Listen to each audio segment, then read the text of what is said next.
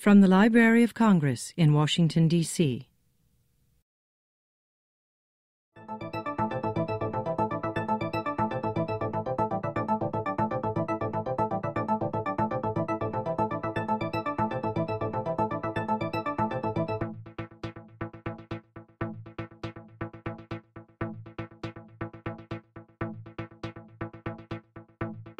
Hello, my name is Abby Grotke, and this is my colleague Gina Jones. We're on the web archiving team here at the Library of Congress, and we're in the awkward position of talking about something very personal in terms of your web content because we archive on such a very large scale here at the library. We have archived over 167, probably 170 by now, terabytes of web content, mostly related to elections and other themes and events that are of interest to our library's curators. So we don't typically talk to people about archiving personal web content, but as a person who has a website, this is of interest to me. So we're going to expand a little bit on what our colleagues have told you a little bit about already.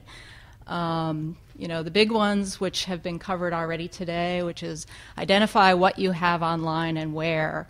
You may have a blog, you may have other content on other various hosted sites, you may have commented on another person's blog.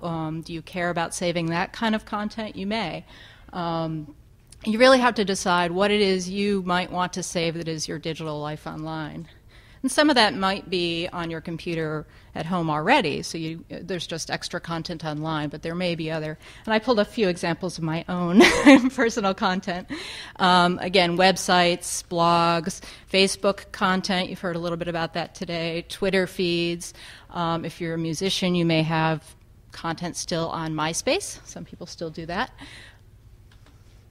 So this doesn't work. That's unfortunate. Sorry, I added a couple slides from over on the computer there that digitally they didn't transfer over here. That's interesting.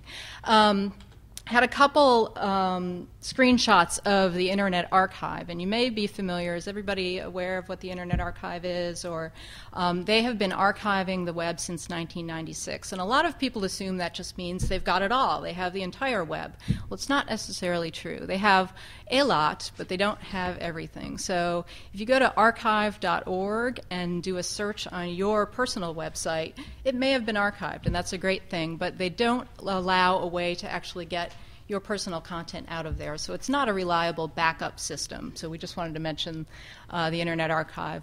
A few tips for preserving your own digital content.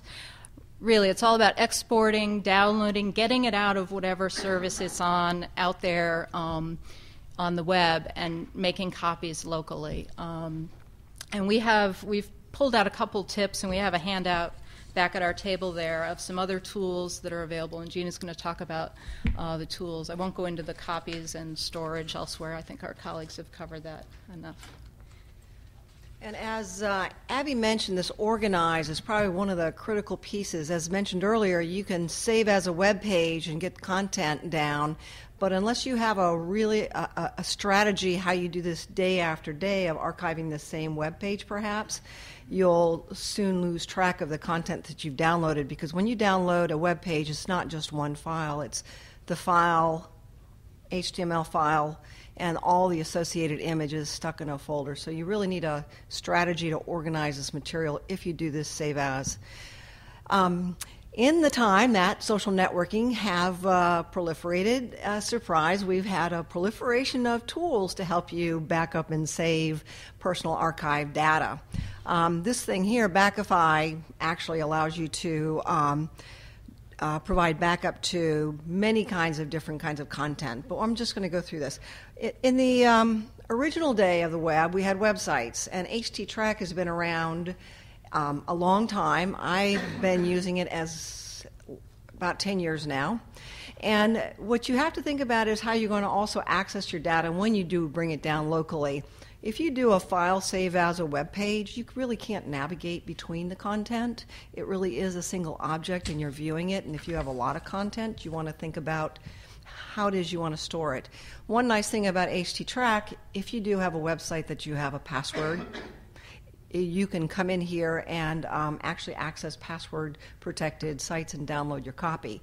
It does take a little bit of understanding how a website copier works and what robots.txt and a few other things about web pages in order to be successful at this. So if you feel like a challenge, HTTrack is good. It's not that hard to use, but it does take a little bit of understanding about websites.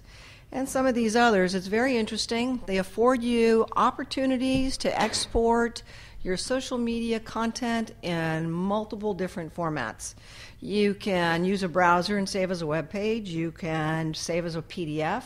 There's some software programs here that will allow you to actually record it as a video file and make comments on it in an audio and save it as an AVI. You can also, we don't have it on this, but there's a place that'll allow you to save your, right now just Blogspot as a book. So you plug it in and it'll create a book of your Blogspot comments. Some of this is free, some of it's not free. That Fabric book isn't free. Of course, Firefox has got some great plugins that'll help you archive your data. This has for Facebook. And Twapper Keeper's pretty good. You can export, and actually we've used it to export some tweets that we needed to have on site. Before we got the big archive. and of course, there's a lot of backup my tweets. And of course, Google has got a copy of all the tweets you can get, and then they've paid for a copy, and you can get it from Google. YouTube Downloader, hopefully you've kept a copy of your YouTube file before you've uploaded it, but if you lost it, you can come back to YouTube and get it.